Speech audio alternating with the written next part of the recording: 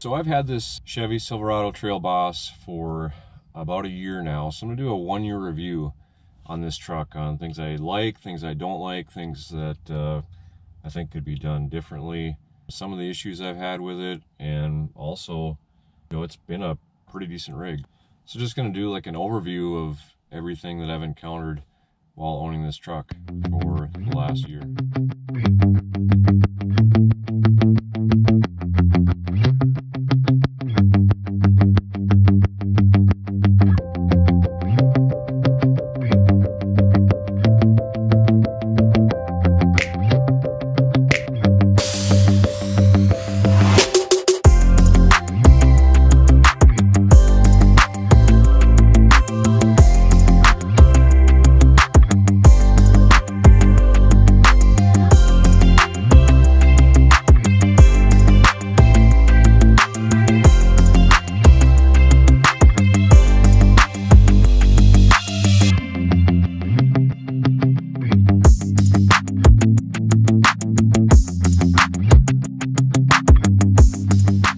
Okay, starting on the exterior of this truck, I added a grill guard to mine.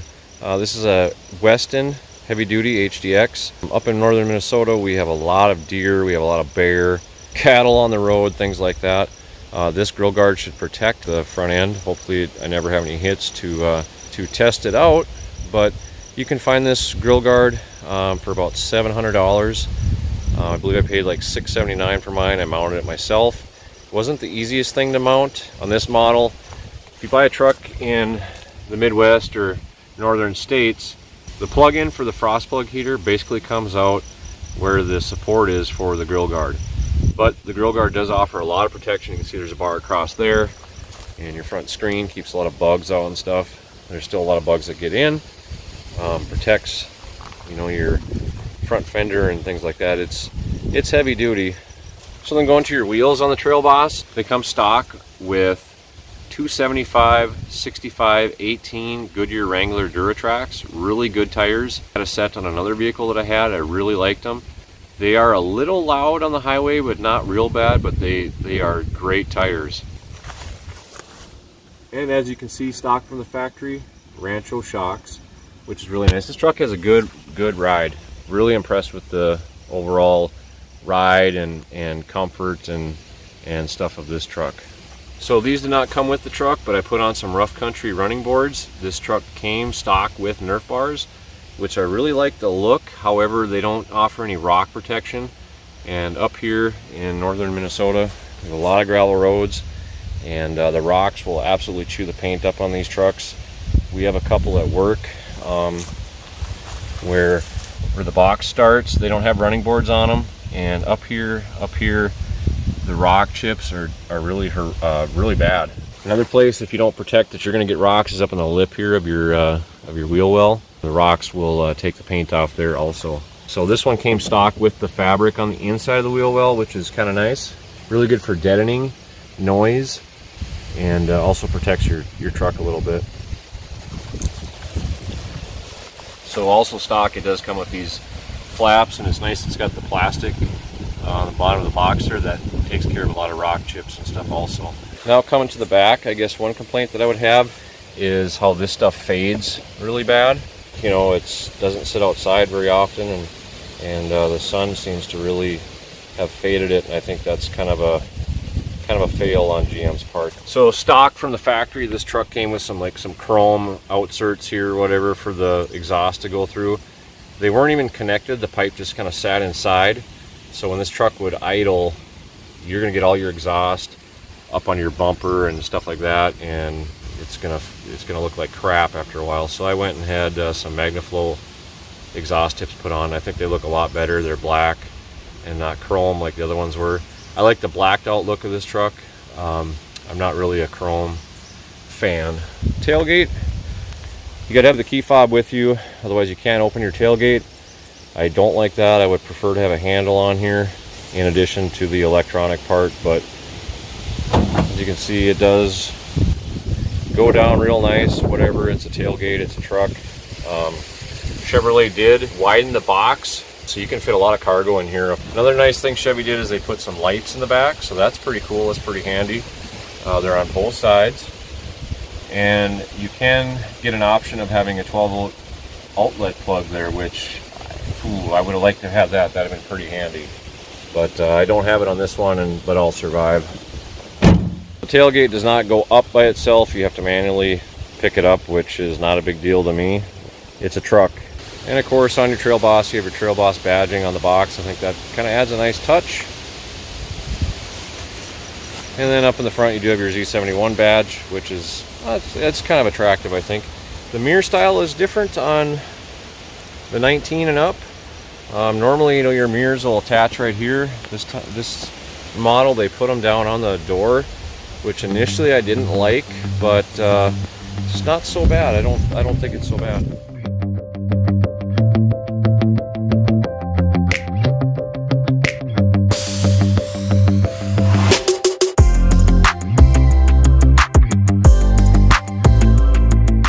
Starting in the interior, starting from left to right, I guess, you've got your button for your tow mode or your sport mode, your four-wheel drive controls, your fog lights, cargo lamp, and your dimming of your instrument panel and brightening of your instrument panel, and your headlights. Basically, on your door panel, you get your unlock, lock, your door handle, you know, and your mirror controls and your window controls. Basically, that's about it on here.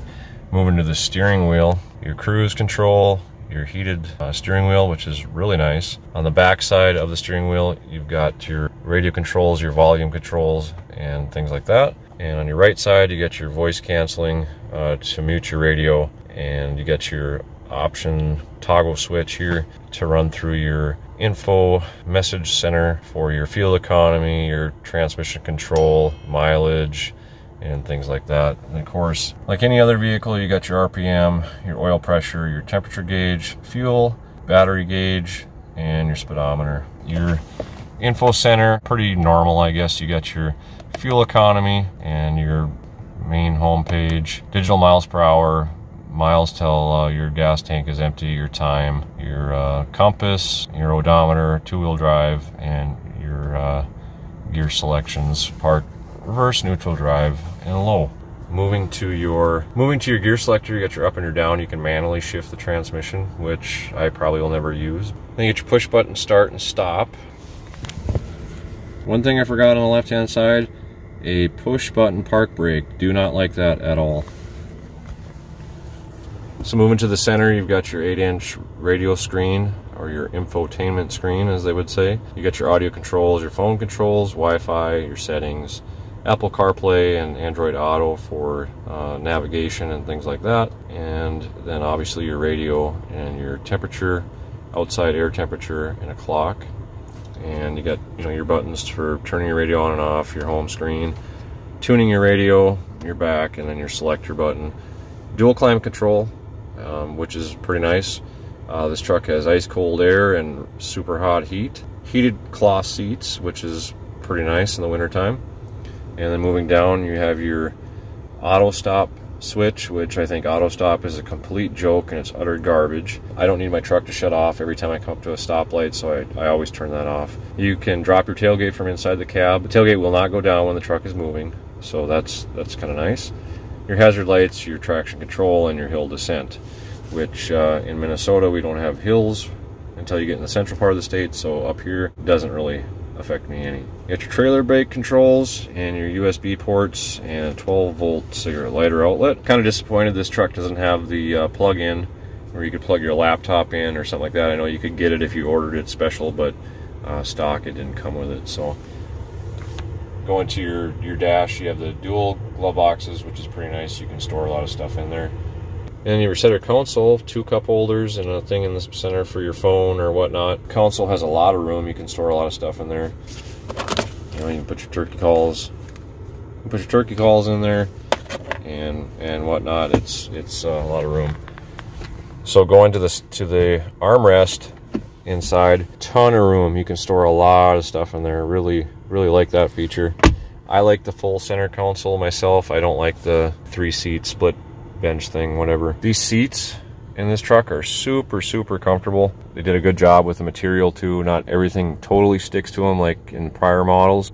They did pretty good there. As you can see in the back, you've got your storage right there, armrest storage in both seats, and you can store stuff underneath the rear seat also. So this truck has a lot of room in the back seat. If you were heading out, let's say out west on an elk hunting trip, you could fit 4 guys in here really easily and throw all your luggage in the back, and you got plenty of leg room. I've got my seat all the way back. I'm 6'5", and I can jump in the back and have the driver's seat all the way back and still have plenty of leg room. So they did a really good job of increasing the cab size, and there's a lot of room in this truck.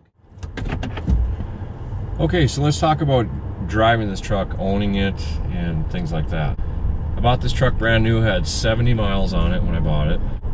I really like it. I've now got 7,560 miles on it. This truck has a good ride to it. I think right now we're on kind of a field road. So the suspension soaks up the bumps pretty good. It's a nice driving truck.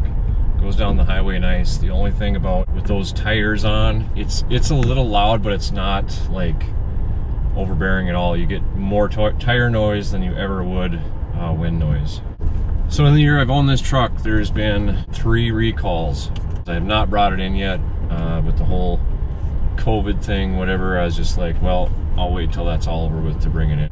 At about 4,000 miles, my radio screen locked up, and I brought it in and they reset it, and it did it again. So at 4,000 miles, the radio screen was replaced, which I was not really impressed with that, but it was warranted and whatnot. But it's like, at what point does all this electronical stuff not have benefits anymore? The other thing I've noticed with this truck, and I've brought it in a couple of times, is it seems like the transmission, when you're going from stop to start and you're first taking off, the transmission seems to shift really hard, which I'm not quite sure what's up with that, but they said that's normal, but I don't know if I believe it. I mean, it shouldn't shift that hard. This truck has a lot of ground clearance. Obviously you can drive this pickup in a field or whatnot, and you're not going to worry about dragging the undercarriage in the ground. It's truly an off-road truck. Now, as far as power pulling boats, I have a 19.5-foot Kingfisher boat, which is fairly heavy. This truck pulls that boat no problem on flatlands and stuff, but I would imagine if you're in hill country and stuff like that, if you're doing a lot of pulling, you're gonna have a 3/4 ton anyway. So for light duty pulling, this truck, no problem. My truck has the 5.3 liter engine and has a 24-gallon fuel tank. So I'm averaging 17 miles to the gallon. So you're gonna look at about 400 miles per tank of fuel roughly in the conditions that you're driving and whatnot. Now, driving at night, one thing I'll say is the headlights in these new Chevys, they're not that great, especially on like low beam. They're not that great. High beam, they're okay, but low beam, they could definitely do better with their low beam headlights. Well guys, that's a opinion and review of my 2019 Chevrolet Trailboss. I haven't really had a whole lot of issues with it or anything in the 1 year that I've owned it. The screen was it and a couple of recalls. I like this truck. It's very quiet running. It's got plenty of power for what I need to use it for. It's comfortable riding. It looks good. The only complaints that I would have with it would be the hard shift on the transmission, and I'm going to probably bring that in again because I don't think that's normal. But other than that, it's been a good truck. I would recommend it, and I would definitely buy another one. The truck I had prior was a 2009 GMC, so I've had Chevrolets for quite a while. The only other problem that GM has is their active fuel management. I know this is a completely redone system, and hopefully it's better than the last one. I'd like to hear your thoughts. If any of you guys watching have a Trailboss, you want to throw in the comments if you had any issues or what you like about it. Hopefully you liked this video. Hopefully you found it informational. And getting real technical, whatever, I'm just a normal guy and just sharing my experience of my vehicle. So if you like this video, give it a thumbs up, leave a comment. you like outdoor stuff, please subscribe. That's what this channel is about, is outdoors and gear reviews and reviews on things we use. So hopefully you liked the video. Thanks for watching, and